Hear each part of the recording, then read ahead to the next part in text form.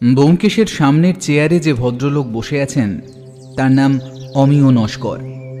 ভদ্রলোক এই কিছুক্ষণ হলো আমাদের বাড়িতে এসেছেন। এর মাঝেই পুঁটিরাম চা দিয়ে গিয়েছে। চায়ের কাপ অর্ধেক শেষ হয়ে এসেছে, তবে ভদ্রলোক এখনো কিছুই বলেননি। ব্যোমকেশ নিজেও কিছু বলেনি। আজ সকালে আমি আমার ঘরে বসেছিলাম। এমন সময় ব্যোমকেশ দরজার কাছে এসে বলল, অজিত, একবার আমার ঘরে এসো তো। খানিক্ষণ পরে এলেও চলবে। এক ভদ্রলোক টেলিফোন করেছিলেন, উনি কিছুক্ষণের মধ্যে এসে পড়বেন। নতুন কোনো কেস নাকি? সেটাই মনে হচ্ছে, তবে ভদ্রলোক না আসা পর্যন্ত তেমন কিছু বলতে পারছি না। তুমি একটু পরে আমার ঘরে চলে এসো, বুঝলে? ব্যোমকেশ চলে যাওয়ার বেশ কিছুক্ষণ পর আমি জামা কাপড় বদলে নিয়ে ব্যোমকেশের ঘরে গিয়ে চেয়ারে বসলাম। ব্যোমকেশ চেয়ারে বসে মুখের সামনে দুটো হাত জড়ো করে কি যেন ভাবছিল। আমি বললাম, এত মন দিয়ে কি ভাবছো বলো তো? ভদ্রলোক একটা রূপোর কয়েনের কথা বলছিলেন। যতদূর মনে হয় রূপোর কয়েনটা বেশ দামি, তবে তার সাথে তার পরিবারের কোনো একটা সম্পর্ক জড়িয়ে আছে মনে হচ্ছে। কয়েকটা কোনোভাবে চুরি গেছে, আর সেই কারণে ভদ্রলোক আমার সাহায্য চাইতে এসেছেন। তবে তিনি কিন্তু এত কিছু বলেননি। তিনি শুধু ওই কয়েনের ব্যাপারে আমার সাথে কথা বলতে আসবেন বলেছেন। ব্যাপারটা আমি অনুমান করার চেষ্টা করছি যে কেসটা কি হতে পারে। ভদ্রলোকের নাম তো নিশ্চয়ই বলেছেন, আর তাছাড়া চুরি যদি হয়ে থাকে তাহলে তিনি পুলিশের কাছে না গিয়ে তোমার কাছে কেন আসছেন? সেটা আমি ভেবেছি, তবে সেটার দুটো কারণ হতে পারে।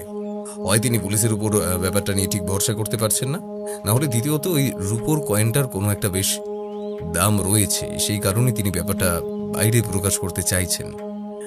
আর কেসটা একবার পুলিশের হাতে চলে যাওয়া মানে তুমি তো বুঝতেই পারছো। আমি বুঝতে পারছিলাম ব্যোমকেশ আসলে কি বলতে চাইছে, তাই আর কিছু না বলে অপেক্ষা করতে লাগলাম। ভদ্রলোক এলেন। তারপর আরও বেশ কিছুক্ষণ পরে আমাদের ঘরের সামনে এসে ঢুকে ব্যোমকেশকে নমস্কার করলেন। নমস্কার প্রতি নমস্কারের পালা শেষ হতেই ভদ্রলোক ঘরের ভেতর ঢুকে এখন যে চেয়ারটায় বসে আছেন সেই চেয়ারটায় বসলেন। তাকে ইতস্তত করতে দেখে ব্যোমকেশ বলল, আপনি যদি সমস্তটা ভালোভাবে খুলে না বলেন অমিয়বাবু, তাহলে কিন্তু আমি আপনার সেই চুরি যাওয়া রূপোর কয়েন খুঁজে দিতে পারবো না। আপনি প্রয়োজন হলে সময় নিয়ে সমস্তটা গুছিয়ে নিন, তারপর না হয় বলতে শুরু করুন। আপনি কি করে নিশ্চিত হলেন ব্যোমকেশবাবু যে আমার রূপোর কয়েনটা চুরি গেছে? ব্যাপারটা আমার একটা অনুমান ধরেই ভাবতে পারেন, তবে এখন মনে হচ্ছে আমার অনুমানটা মিথ্যা নয়। যদি চুরি না যেত তাহলে সে কথা আপনি প্রথমে স্বীকার করতেন, তবে স্বীকার না করে পাল্টা প্রশ্ন করছেন, মানে আমার ধারণাই সঠিক। হ্যাঁ, আপনি ঠিকই অনুমান করেছেন ব্যোমকেশবাবু।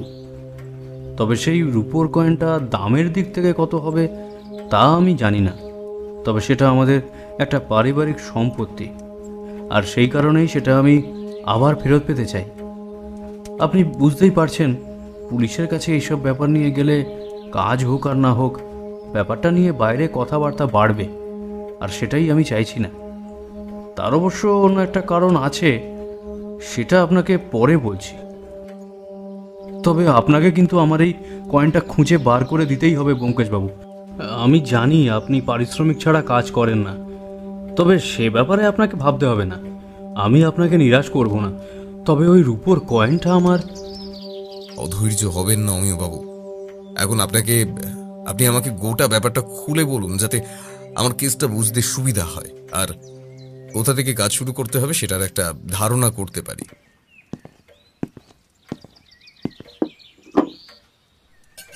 ঠিক এই সময় পুঁটিরাম আমাদের জন্য চা দিয়ে গেল। আমরা সবাই চায়ের কাপ তুলে নেওয়ার পরে তার অর্ধেকটা শেষও হয়ে এসেছে, অথচ ভদ্রলোক এখনো কিছুই বলেননি। ব্যোমকেশবাবু, আমার বাবা মারা যাওয়ার আগে আমায়ের উপর কয়েনটা দিয়ে গিয়েছিলেন। তিনি ওটা পেয়েছিলেন তার বাবার কাছ থেকে। ওই কয়েন আপনি না দেখলে বুঝতে পারবেন না আসলে সেটা একটা পুরনো আমলের কয়েন। তবে সেই রূপোর কয়েনের একটা বিশেষত্ব হলো, ওই রূপোর কয়েনটা ছিল মোগল আমলের। সে সময় সম্রাট আকবর তার এক জন্মবার্ষিকীতে কয়েকটি রূপোর কয়েন তৈরি করিয়েছিলেন তার সভাসদদের জন্মদিনের পরিবর্তন উপহার দেওয়ার জন্য। আর তেমনই একটা রূপোর কয়েন কোনোভাবে আমার বংশধরের কাছে এসে পৌঁছেছিল। আমাদের পারিবারিক ব্যবসা ছিল তেজারতির কারবার আর বন্ধকের কারবারে। সেই সূত্রেই ওই কয়েনটা আমার পূর্বপুরুষের কাছে এসেছিল। এমনকি আমারও সেই একই ব্যবসা ব্যোমকেশবাবু। কয়েনটা আমার ঘরেই থাকতো, সেটা কখনোই আমি আমার দোকানে কিংবা অন্য কোথাও রাখিনি। তো কিন্তু কিন্তু বেশ কয়েকদিন আগে কয়েনটা আমি একবার বাইরে বার করেছিলাম, আর তারপর থেকেই সেটা খুঁজে পাচ্ছি না। তবে আমার বাড়ি থেকে বাইরে কেউ এসে কয়েনটা নিয়ে চলে যাবে তারও কোনো সম্ভাবনা কিন্তু নেই, কারণ আমি সারাদিন বাড়িতেই থাকি। বাড়ির নিচেই আমার দোকান, সেখানে থাকতে হয়। তাছাড়া বাড়িতে একজন কাজের লোকও থাকে। ওই কাজের লোকটি ছাড়া আমার বাড়িতে আর কিন্তু অন্য কেউ থাকে না। একজন দারোয়ান আগে ছিল, তবে সে কাজে বড্ড ফাঁকি দিত। তারপর থেকে আর দারোয়ান রাখার ইচ্ছা আমার হয়নি। কোনো রকমে এইভাবেই চলে যেত। তবে আমার বাড়ি থেকে কিন্তু কোনোদিনও কিছু জিনিস চুরি যায়নি। তবে রূপোর কয়েনটা হঠাৎ করে কিভাবে চুরি গেল তাই তো বুঝতে পারছি না। কয়েনটা চুরি যাবার আগে আপনি শেষবার কবে সেটা বাইরে বার করেছিলেন? আশা করি সেটা কোনো সিন্ধুকে কিংবা অন্য কোথাও আপনি রাখবেন। আমার বন্ধকির কারবার আগেই বলেছি, আর সেই সমস্ত করতে গিয়ে কিছু প্রাচীন মুদ্রা আর প্রাচীন জিনিসপত্র জমানোর আমার শখ রয়েছে। আমার বসার ঘরে গেলেই আপনি সেটা বুঝতে পারবেন। সেখানে কিছু জিনিসপত্র আছে, তবে দামি জিনিসপত্র আমি আমার ঘরে সিন্ধুকের মধ্যেই রাখি। মাঝে মাঝে বাইরের কেউ এলে কিংবা আমার কোনো বন্ধুরা এলে তাদের আমি রূপোর কয়েনটা দেখাই। আমি শেষবার যখন বার করেছিলাম তখন এক ভদ্রলোক আমার বাড়িতে এসেছিলেন। ভদ্রলোকের অ্যান্টিকের নেশা রয়েছে, বিভিন্ন পুরনো জিনিসপত্র নাকি তিনি জমান। এমনকি আমার কাছ থেকে তিনি 2-1টা জিনিসপত্রও নিয়ে গেছিলেন। ওনাকে আমি শেষবার যে দেখিয়েছিলাম সেদিন বার করেছিলাম, তারপরে আবার যেটা যথাস্থানেই রেখে দিয়েছিলাম। তারপরে একদিন হঠাৎ কি একটা মনে হয়, রূপোর কয়েনটা বার করতে গিয়ে দেখি দেরাজের মধ্যে বাক্সটা আছে, কিন্তু রূপোর কয়েনটা নেই। বুঝতে পারছেন ব্যোমকেশবাবু, সেটার পারিবারিক একটা মূল্য আমাদের কাছে রয়েছে, তাই সেটা হারিয়ে ফেলা শুভ কিছুই নয়। এখন আপনি যদি আমাকে এই ব্যাপারে একটু সাহায্য করেন তাহলে খুব ভালো হয় ব্যোমকেশবাবু। ব্যোমকেশ বেশ কিছুক্ষণ চুপ করে ভাবল, তারপর বলল, এটার বাজার মূল্য এবং তার সাথে আপনাদের পারিবারিক একটা সম্পর্ক রয়েছে সবই বুঝতে পারছি অমিয়বাবু। তবে আপনার বাড়িতে গিয়ে গোটা ব্যাপারটা না দেখা অবধি আমি কিছুই করতে পারবো না। আমার মনে হয় আপনার বাড়িতে গিয়ে একবার দেখলে ভালো হবে। হ্যাঁ, আমি সেটাই তো চাই। আপনি আমার বাড়িতে আসুন, দেখুন, তারপর আমায় না হয় সাহায্য করুন। যদি আপনি চান এখনই আপনি আমার সাথে যেতে পারেন। আজ আর সেটা সম্ভব হবে না, আজ আমার অন্য একটা কাজে বেরোতে হবে। আপনার বাড়িতে আমি কাল সকালে যাব। আপনি আপনার ঠিকানাটা এই ডায়েরিটায় লিখে দিয়ে যান। কাল সকালে আমি নিশ্চয়ই আপনার বাড়িতে যাব। অমিয়বাবু সামনে এগিয়ে এসে ডায়েরিতে নিজের বাড়ির ঠিকানা এবং টেলিফোন নাম্বার লিখে দিয়ে উঠে দাঁড়ালেন। দেখে মনে হলো তিনি একটু ব্যস্তই রয়েছেন। তাই দেখে ব্যোমকেশ বলল, আপনি বোধহয় আমার এখান থেকে অন্য কোথাও যাবেন, তাই না? আপনার পাঞ্জাবির পকেট থেকে একটা সাদা খাম উঁকি মারছে, বোধহয় কোনো একটা চিঠি পোস্ট করার রয়েছে। হ্যাঁ, ঠিকই বলেছেন। আসলে আমার এক বন্ধু রয়েছে, আর সে শহরের বাইরেই থাকে। তাকে ব্যাপারটা জানিয়েছি, তা নিয়ে আমার একটা চিঠিও লিখেছে সে। আসলে চিঠি লিখতে সে খুব পছন্দ করে, তাই আমিও চিঠিতেই তার সাথে বেশিরভাগ কথাবার্তা বলে থাকি। গোটা ব্যাপারটা তাকে জানিয়ে একটা চিঠি আমি লিখেছিলাম, বুঝলেন। সেটার উত্তরও সে দিয়েছে। এবার তার প্রশ্নের উত্তরে আমি আবার তাকে চিঠি লিখে পাঠাবো। আপনার এখান থেকে বেরিয়ে চিঠি পোস্ট অফিসে দিয়ে তারপর আমি বাড়ি ফিরব। আচ্ছা বেশ, আপনি আপনার কাজ করুন, আমি কাল সকালে আপনার বাড়িতে যাচ্ছি। অমিয়বাবু বেরিয়ে যেতেই ব্যোমকেশ কিছুক্ষণ চুপ করে বসে রইল। তারপর আমার দিকে তাকিয়ে বলল, আশা করি কাল আমার সাথে তোমার বের হতে কোনো অসুবিধা নেই অজিত। অসুবিধের কি আছে? তোমার সাথে বেরিয়ে পড়তে পারলে আমার ভালোই লাগবে। তবে মনে হচ্ছিল ভদ্রলোক যেন আরও কিছু বলতে চাইছিলেন, তাই না ব্যোমকেশ? ব্যাপারটা তুমিও ধরতে পেরেছো তাহলে। আমারও মনে হচ্ছিল ভদ্রলোক কোনো একটা ব্যাপার নিয়ে একটু বেশি চিন্তিত রয়েছেন, তবে সেটা কয়েনের ব্যাপারটা নয়, অন্য একটা ব্যাপার হতে পারে। তবে কাল তার বাড়িতে গিয়ে সমস্ত ঘটনা দেখা না পর্যন্ত কিছুই ধারণা করা ঠিক হবে না। তুমি একটু বসো, আমি একটু ঘুরে আসি, একটা কাজ রয়েছে। এই শুরু হলো। কেস হাতে আসতে না আসতেই আমায় ছাড়া বেরিয়ে পড়ছো। না অজিত, তেমন কোনো ব্যাপার নয়। আসলে দাসবাবুর সাথে একটা ব্যাপারে কথা বলতে হবে। আমি একটু থানায় যেতে হবে, তারপর ওখান থেকে আর যদি কোথাও যেতে হয়, তাই তোমায় নিয়ে যেতে চাইছি না। তুমি বরং এই ফাঁকে তোমার কাজটা সেরে রাখো। আমি ওই দুপুরের মধ্যে ফিরে আসতে পারবো আশা করছি। ব্যোমকেশ বেরিয়ে যেতে আমি নিজের ঘরে চলে এলাম। মাথার ভিতর অমিয়বাবুর কয়েনের ব্যাপারটা ঘুরতে লাগলো। তবে ব্যোমকেশের কথাই ঠিক, সে বাড়িতে গিয়ে সব না দেখা পর্যন্ত এটা নিয়ে ভাবা ঠিক হবে না। তাই আমি আমার কাজে মন দিলাম। ব্যোমকেশ ফিরে এলো বিকেলের দিকে। ফিরে আসার পরে দেখলাম তার মুখে সামান্য চিন্তার ভাঁজ রয়েছে। আমি তাই দেখে প্রশ্ন করলাম, ব্যোমকেশ, কি হয়েছে বলো তো? তুমি এতটা চিন্তিত কেন? অমিয়বাবু যে রূপোর কয়েনের কথা বলে গেলেন, সেটার ব্যাপারে সামান্য খোঁজ খবর নিচ্ছিলাম অজিত। প্রথমে গেলাম ন্যাশনাল লাইব্রেরি, তারপর আরও কয়েকটা অ্যান্টিক দোকান এবং যারা এই ধরনের পুরনো মুদ্রা নিয়ে কাজ কারবার করে তাদের সাথে কথাবার্তা বললাম।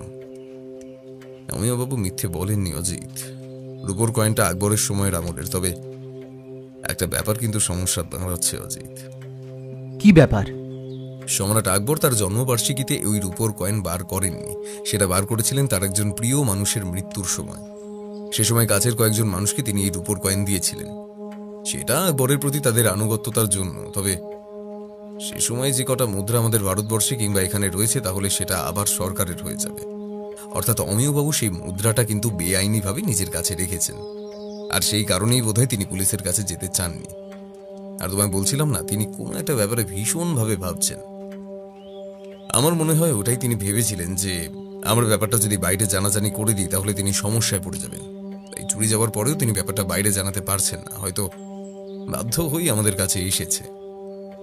তাহলে তো ওটা খুঁজে পেলে আমাদের পুলিশকে জানানো উচিত ব্যোমকেশ।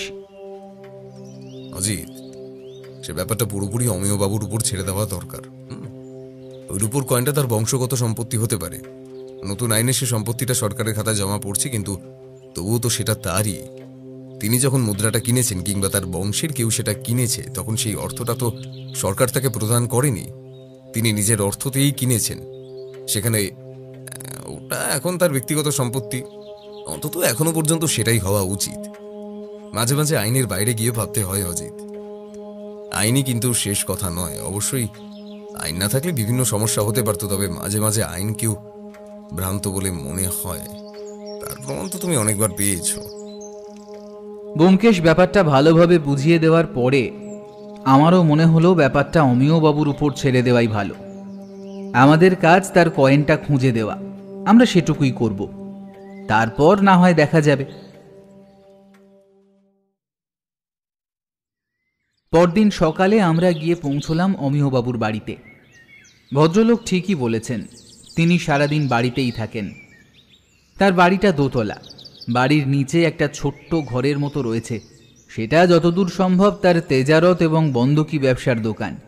আর তার উপরের ঘরে তিনি থাকেন। ওপরে দুটো ঘর। বাড়িটা দেখেই বোঝা যায় পুরনো আমলে তৈরি। বাড়িতে একজন কাজের লোক ছাড়া আর কেউ নেই। আমরা যেতেই কাজের লোকটি এসে দরজা খুলে দিল। তার গায়ে একটা সাদা রঙের কাপড়ের ফেটটি বাঁধা রয়েছে। আমার একটু সন্দেহ হলো, কিন্তু কিছুই বললাম না, কারণ ব্যোমকেশ এখনো পর্যন্ত কিছুই বলেনি। সে বলল, আপনারা ব্যোমকেশ বাবু? নমস্কার, আমি ব্যোমকেশ বক্সী। তোমার বাবু আমাদের কথা বলে রেখেছিলেন মনে হয় তোমায়। হ্যাঁ বাবু, বাবু তো আপনাদের কথা সকাল থেকেই বলে রেখেছেন। আর বাবু উপরের ঘরে অপেক্ষা করতেছেন। আপনারা আসবেন বলে বাবু আজ দোকানে বসেননি। আসুন আসুন, আপনাদের ওপরে নিয়ে যাই। বাইরের দরজা থেকে ঢুকে একটা সিঁড়ি দিয়ে উপরে দোতলায় উঠতে হয়। সিঁড়ির নিচ থেকে যে ফাঁকা জায়গাটা রয়েছে, তার পাশেই বাইরের দোকান ঘরের মতো ঘরটা। আমরা সিঁড়ি দিয়ে উপরে উঠতে উঠতে বুঝতে পারলাম বাড়িটা ভীষণ ঠান্ডা। পুরনো আমলের বড় বড় দেওয়াল আর বড় থামের বাড়িগুলো যথারীতি ঠান্ডা হয়। এদিকটা সামান্য ভিতরে হয়। বড় রাস্তার কোলাহল সমস্ত কিছু থেকেই দূরে। তাছাড়া সিঁড়ি দিয়ে উঠতে উঠতে জানলা দিয়ে পিছনের বাগান মতো জায়গাটা দেখা গেল। বেশ সুন্দর পরিপাটি করে সাজানো। একটা বাড়ি ছেড়ে আমরা দোতলায় যেতেই মাধব নামের কাজের লোকটি এগিয়ে গিয়ে একটা দরজায় কড়া নাড়ল। তারপর বলল,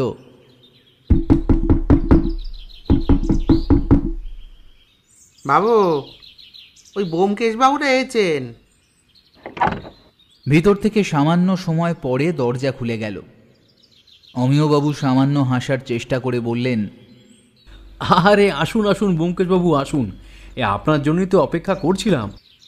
আর এই যে মাধব, তুমি আমাদের জন্য 3 কাপ চা করে দিয়ে যাও তো। আর হ্যাঁ, ওই বাইরের দরজাটা বন্ধ করে দিয়ে এসো, আমরা এখন নিচে নামবো না। আর তুমিও রান্না করে থাকবে, বুঝলে? আমরা ঘরে গিয়ে বসলাম। ঘরের মধ্যে আলাদা করে বলার মতো কিছুই নেই। একটা বিছানা, চেয়ার টেবিল, একপাশে একটা আলনা, একটা আলমারি, আয়না, সব কিছুই রয়েছে। তবে ঘরের ডান দিকে দেওয়ালের কাছে একটা লোহার বড় সিন্দুক। আমি বুঝতে পারলাম এটাই সেই সিন্দুক যে সিন্দুকের কথা অমিয়বাবু আমাদের বাড়িতে বলেছিলেন। আর নিচে সিঁড়ি দিয়ে উঠে আসার সময় নিচের বসার ঘরটাও দেখতে পেয়েছিলাম। একবার চোখ বুলিয়ে নিতেই দেখা গেল সেই ঘরের চারপাশে এদিক ওদিক ছড়িয়ে আছে মাটির এবং কিছু পাথরের তৈরি পুরনো জিনিসপত্র।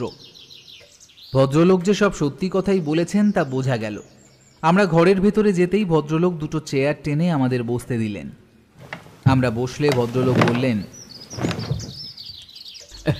হ্যাঁ, আপনি এসেছেন দেখে আমি মনে ভরসা পাচ্ছি ব্যোমকেশবাবু, না হলে কী যে হতো। আরও একটা ব্যাপার ঘটে গেছে জানেন, কেউ একজন চুরির চেষ্টা করেছে এর মধ্যে। আপনি আজ না এলে আমি আবার আপনার বাড়িতে যেতাম। সে কি, আপনার বাড়িতে চুরির চেষ্টা হয়েছে? চুটি কোন ঘরে এসেছিল?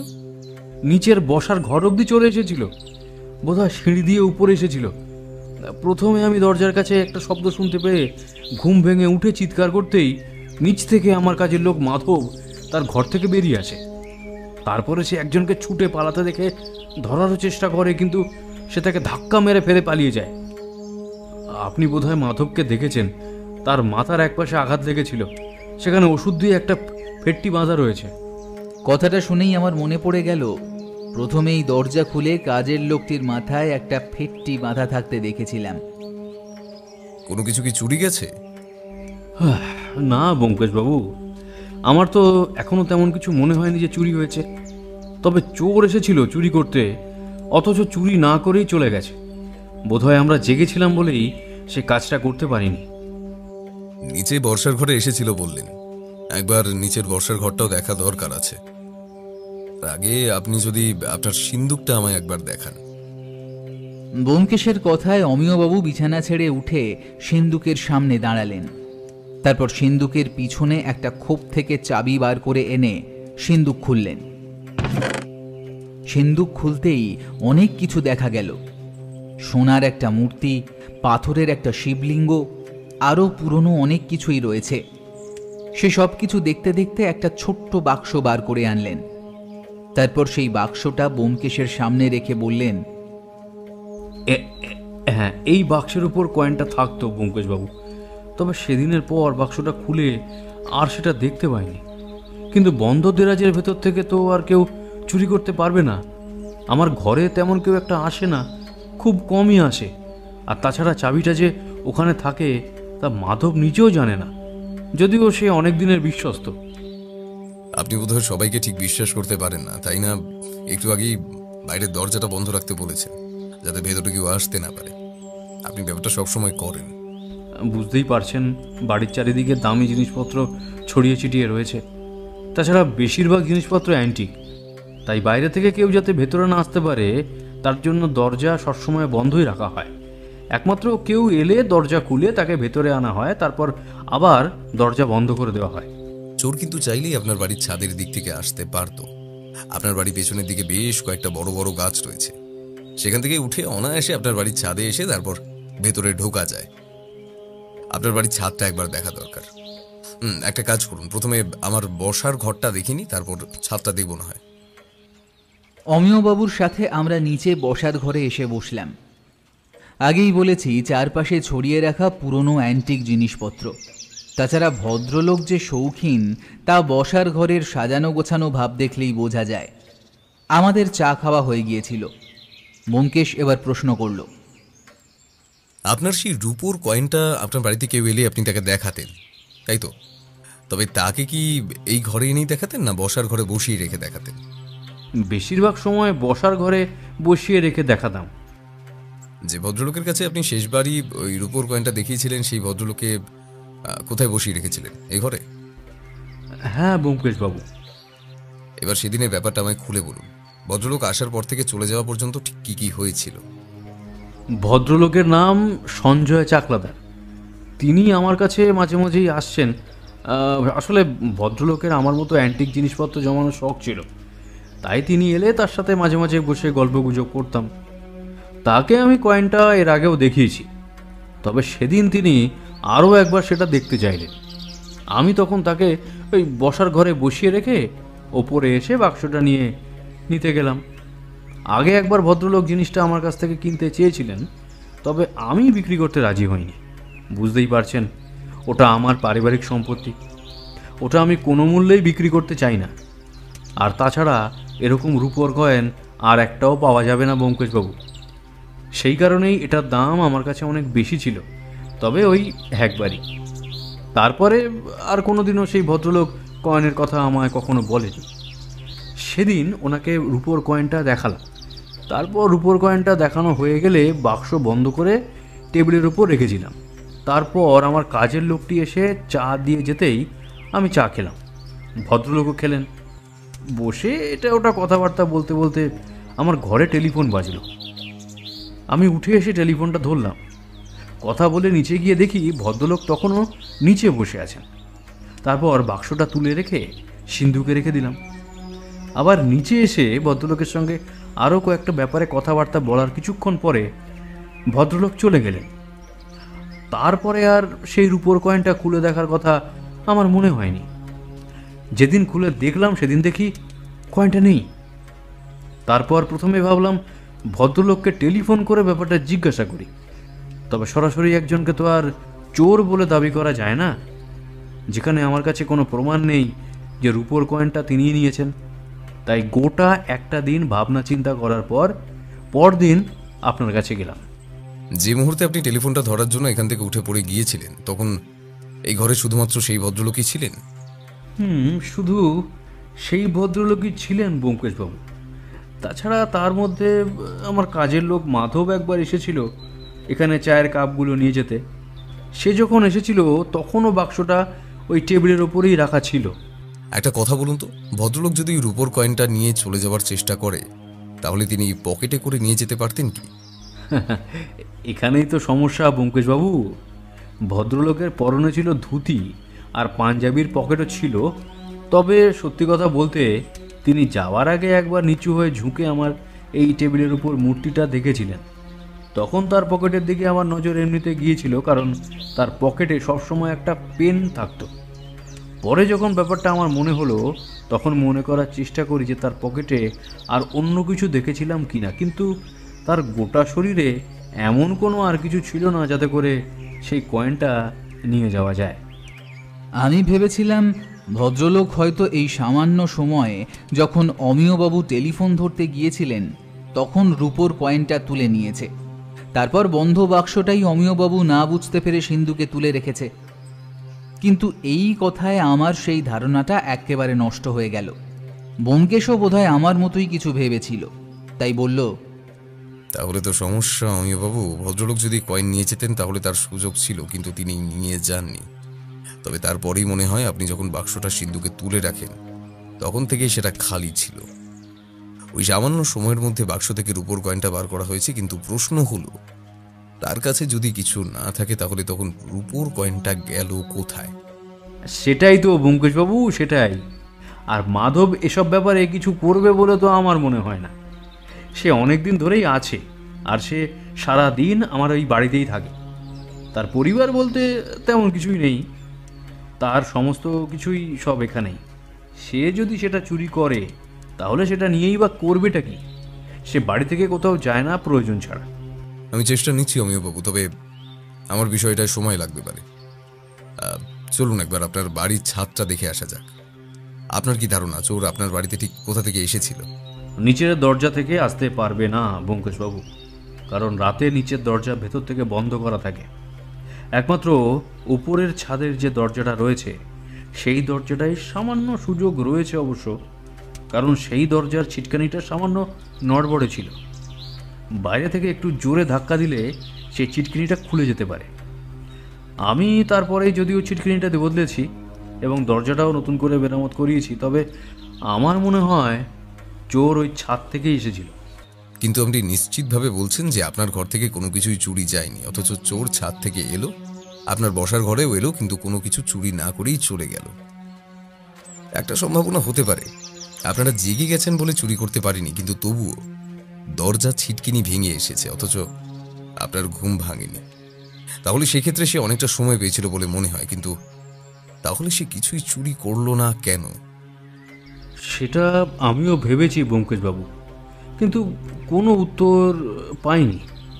আর মাধবকে ওভাবে ধাক্কা মেরে দরজা ভেতর থেকে খুলে বাইরে বেরিয়ে যাওয়া মানে চোরের গায়ে জোর নেহাত কম ছিল না। আর আমার যখন ঘুমটা ভেঙেছিল তখন সে নিচে পৌঁছে গেছে, কিন্তু তারপরেও সে কিছুই নিল না। নেহাত কোনো চোর হলে অন্তত বসার ঘর থেকে কোনো একটা মূর্তি নিয়ে চলে যেত। তাছাড়া আমার দোকান ঘরের মধ্যে টাকা পয়সা অন্যান্য জিনিসপত্র তো থাকে, সে সেখানে না ঢুকে সোজাসুজি ঘরে এসে ঢুকলো কেন? এর একটাই কারণ হতে পারে যে চোর জানতো ঠিক কোথায় তার চুরি করার মতো জিনিসটা রয়েছে।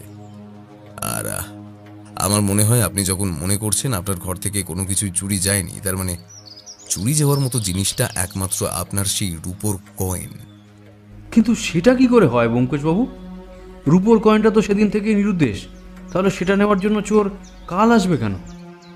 কোনো একটা কারণ তো আছেই, কোনো একটা কারণ তো আছে যেটা যেটা আমরা বুঝতে পারছি না মেয়েবাবু, সেটাই বোঝা দরকার। তাহলেই না গোটা ব্যাপারটা পরিষ্কার হয়ে যাবে। আপনার কি মনে হয় আমি আমার রূপোর কয়েনটা খুঁজে পাবো তো ব্যোমকেশবাবু? ব্যোমকেশ কি যেন ভাবছিল। সে বসার জায়গা ছেড়ে উঠে ঘরের মধ্যে চারিদিকে ঘুরতে লাগলো, এটা ওটা ধরে দেখতে লাগলো, টেবিলটাকে যেন ভালো করে দেখতে লাগলো। তারপর একসময় টেবিলের কাছে নিচু হয়ে দেখল। সমস্ত কিছু করার পর ব্যোমকেশ উঠে দাঁড়িয়ে বলল, চলুন তো একবার ছাদে যাওয়া যাক, ছাদ থেকে ঘুরে আসি বরং। ব্যোমকেশ, আমি আর অমিয়বাবু তিনজন মিলে ছাদে এলাম। ছাদে ওঠার আগেই দরজাটা বন্ধ করে দেখল সেই দরজাটা নতুন করে লাগানো হয়েছে এবং ছিটকিনিটা যেন নতুন করে তৈরি করা, তা বোঝাই যায়। ছাদে এসে দাঁড়াতেই বুঝতে পারলাম তাদের পাশের বড় গাছগুলো দিয়ে এ বাড়িতে ঢোকা যায়, আর সেখান থেকে ঘরের ভিতরে এসে কোনো কিছু চুরি করে নিয়ে যাওয়া অসাধ্য কাজ নয়, যদি অমিয়বাবু কিংবা মাধবের ঘুম না ভেঙে যায়। কিন্তু অমিয়বাবু নিজেই বলেছেন কোনো কিছু চুরি যায়নি, অথচ চোর এসেছিল। এই ব্যাপারটা আমি কিছুতেই বুঝতে পারছিলাম না। ব্যোমকেশ ঘুরে দেখল, তারপর একসময় অমিয়বাবুর কাছে এসে বলল, ঠিক আছে অমিয়বাবু, আজকের মতো আমরা ফিরে যাচ্ছি। আপনার কেসটা আমি নিয়েছি, আমার একটু সময় লাগবে। আমার যতদূর মনে হচ্ছে আপনার রূপোর কয়েনটা চুরি যাওয়া নিয়ে বেশ একটা রহস্য রয়েছে, আর সেটাই খুঁজে বার করতে হবে। তবে আপনার মতো আমারও ধারণা অন্য আর কিছুই চুরি যায়নি। চোর যে এসেছিল তার কারণটা খুঁজে বার করা দরকার। তার জন্য আমাকে একটা কাজ করতে হবে। আপনার টেলিফোন নাম্বার আমার কাছে রয়েছে, আপনার যদি এর মধ্যে কিছু হয় তাহলে আপনি নিশ্চয়ই আমায় জানাবেন। অমিয়বাবুর সাথে কথা বলতে বলতে আমরা ছাদ থেকে নেমে আসতে যাব, এমন সময় ব্যোমকেশ ছাদের উল্টো দিকে দেখল একটা রাস্তা রয়েছে। সেদিকে হঠাৎ কী কারণে যেন এগিয়ে গেল। আমি তাকে অদ্ভুতভাবে এগিয়ে যেতে দেখে তার পিছু পিছু এগিয়ে গেলাম। অমিয়বাবুও পিছনে দাঁড়িয়ে রইল। আমি এগিয়ে গিয়ে প্রশ্ন করলাম, ব্যোমকেশ, কি হলো বলো তো? তুমি হঠাৎ এভাবে গেলে এদিকে? বাড়ির বাইরের রাস্তা থেকে কেউ একজন এবারের উপর নজর রেখে চলেছিল অজিত। আমি দেখতে পেয়ে সামনের দিকে এগিয়ে গেল। ছাদে আছি বলে ব্যাপারটা ঠিক বুঝতে পারলাম না, নিচে থাকলে একবার দেখা যেত বরং। আমি এবার বুঝতে পারলাম ব্যাপারটা অতি সহজ নয়। কেউ আমাদের উপর নজর রেখে চলেছে, মানে সে কিছু একটা বুঝতে চাইছে কিংবা আমাদের গতিবিধি অনুসরণ করতে চাইছে।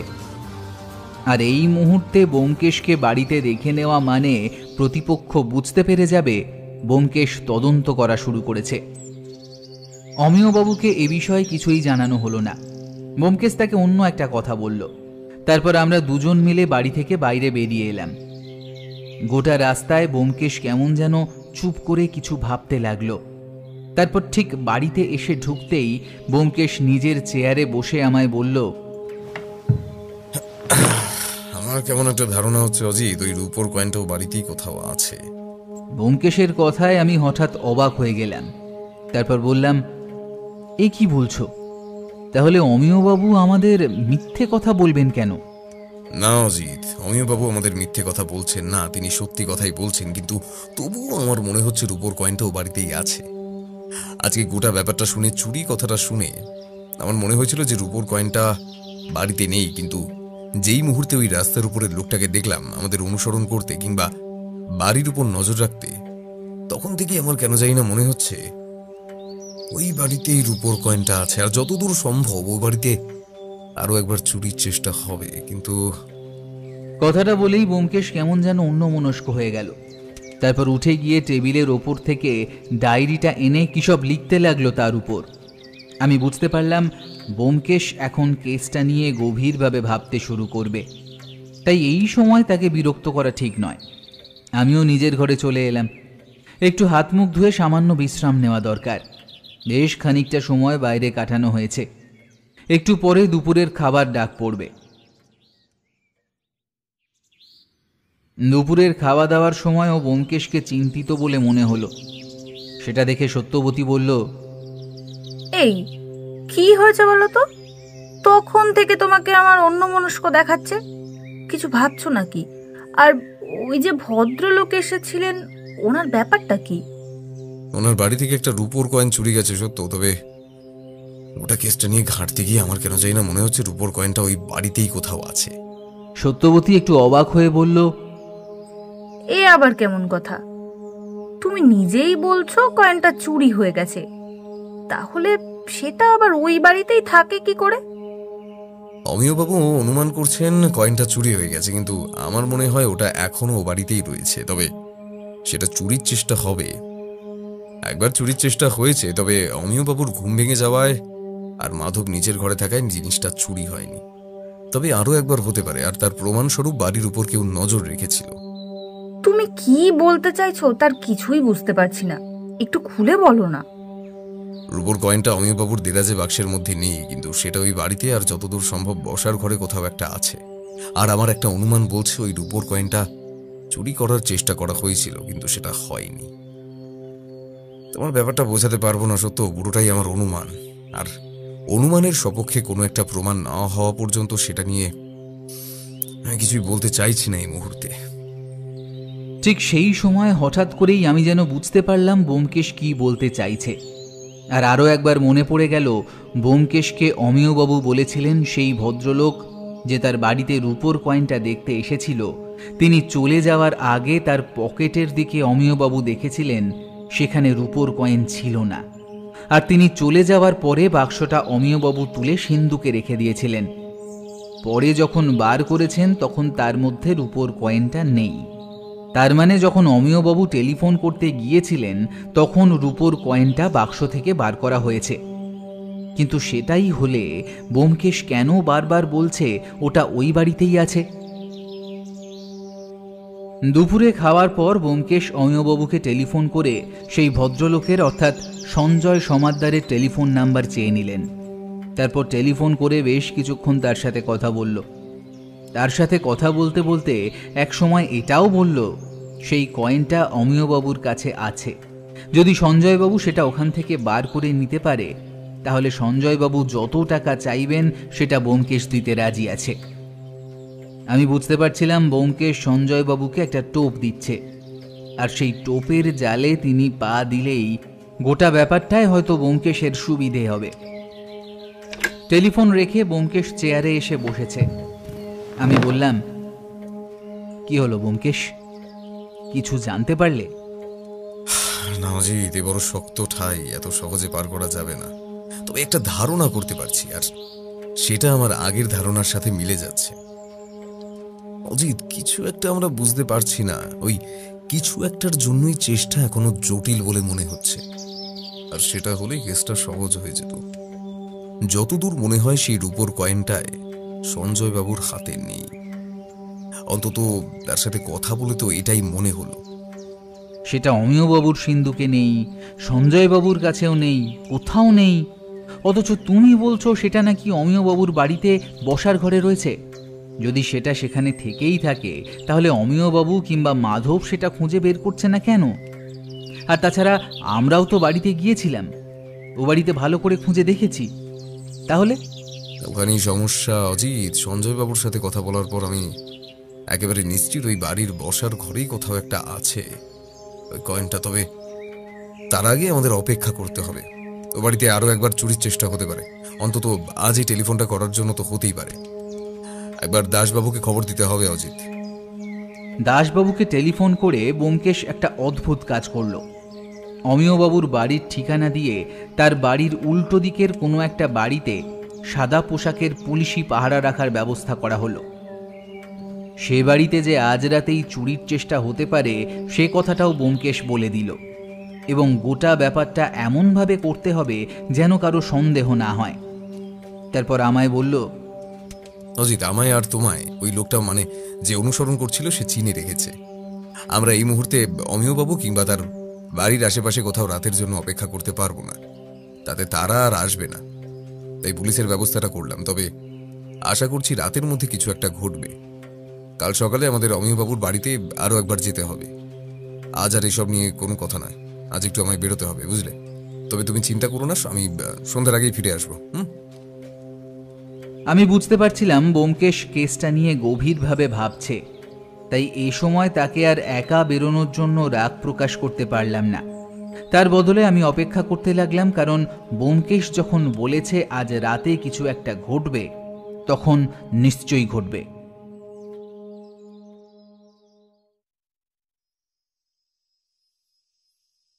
ব্যোমকেশ সন্ধ্যের সময় ফিরে এলো।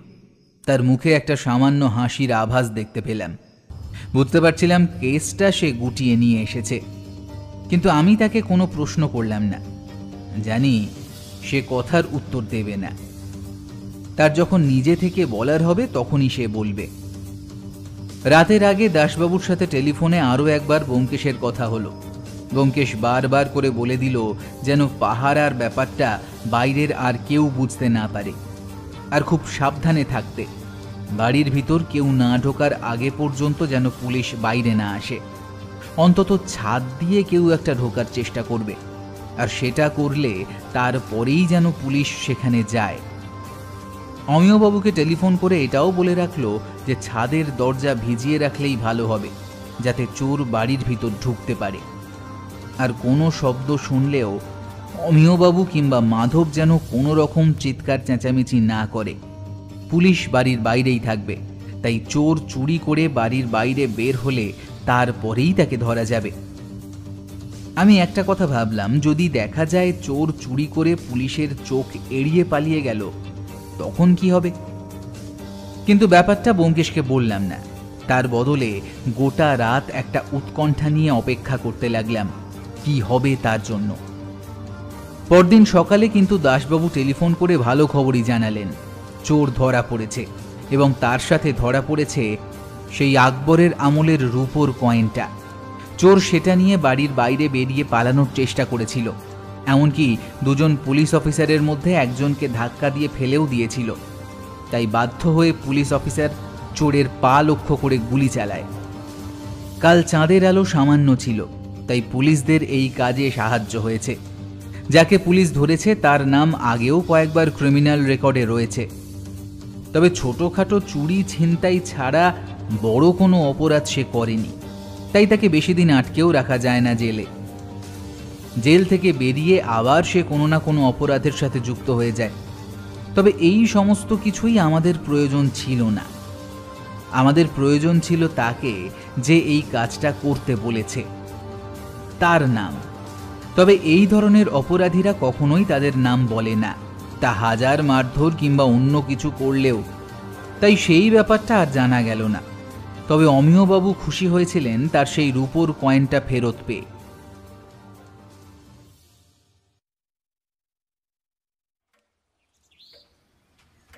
একদিন দুপুরে তিনি ব্যোমকেশের কাছে এলেন। আমাদের ঘরের টেবিলের মাঝখানে সেই আকবরের আমলের রূপোর কয়েনটা রাখা ছিল। সাধারণ কয়েনের থেকে বেশ খানিকটা বড় আর ভারী। সময়ের জন্য কয়েনটা সামান্য কালো হয়ে এসেছে, তবে এখনও বোঝা যায় বেশ দামি জিনিসটা।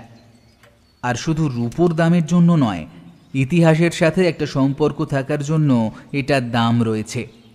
তবে ব্যোমকেশের কথায় দাসবাবু এই ব্যাপারটা বাইরের কোথাও বের করেননি। অমিয়বাবু ব্যোমকেশের দিকে তাকিয়ে বললেন, কিন্তু ব্যোমকেশবাবু, আপনি বারবার বলেছিলেন যে রূপোর কয়েনটা আমার বাড়িতে বসার ঘরেই কোথাও লুকোনো আছে। আপনি এমনটা অনুমান করলেন কি করে? আর কাল রাতেই যে চুরিটা হবে সেটাও আপনি ধরলেন কি করে? ওটা ব্যাপারটা খুবই সহজ ছিল অমিয়বাবু, আমরা একটু জটিল ভাবছিলাম। আপনার সাথে যে ভদ্রলোক দেখা করতে এসেছিলেন তিনি সেদিন রূপোর কয়েনটা চুরি করে নিয়ে যাননি। তিনি একটা সঠিক সময় দেখে আপনার কয়েনের বাক্স থেকে কয়েনটা বার করে ওই ঘরের মধ্যে কোথাও লুকিয়ে রেখেছিলেন।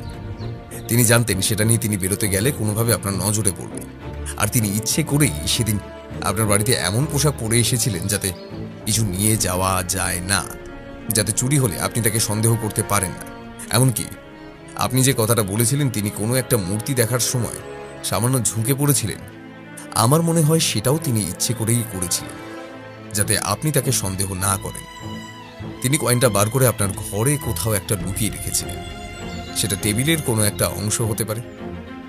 আপনার ঘরের টেবিলটার নিচের দিকে সামান্য কয়েকটা খারাপ মতো জায়গা রয়েছে। পায়া টেবিলের কাঠ যেখানে জড়ো হয়েছে সেখানে সামান্য ফাঁকা। সেই ফাঁকের মধ্যেই কোথাও তিনি কয়েনটা লুকিয়ে রেখেছিলেন।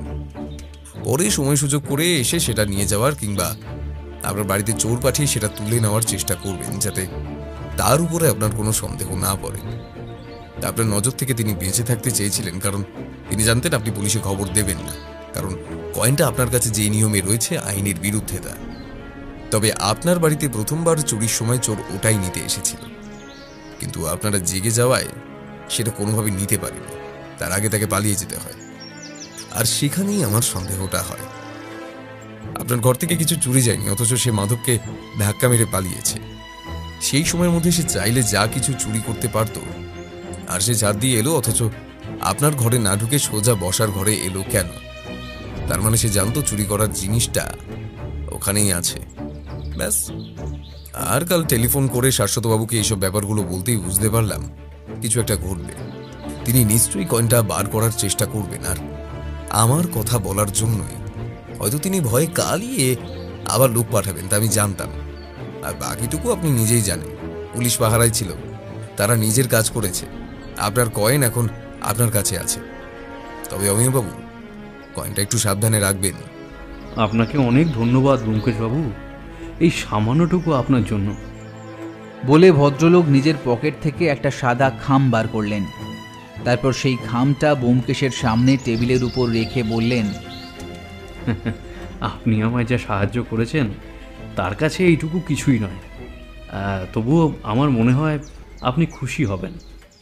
বলে ভদ্রলোক উঠে দাঁড়িয়ে ব্যোমকেশকে নমস্কার করে আমাকে নমস্কার করে ঘর থেকে বেরিয়ে গেলেন।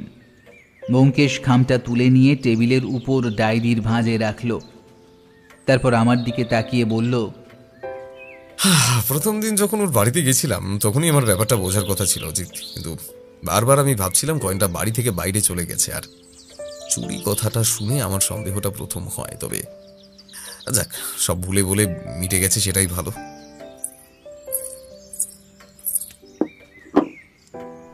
ঠিক সেই সময় সত্যবতী আমাদের জন্য চা নিয়ে এলো।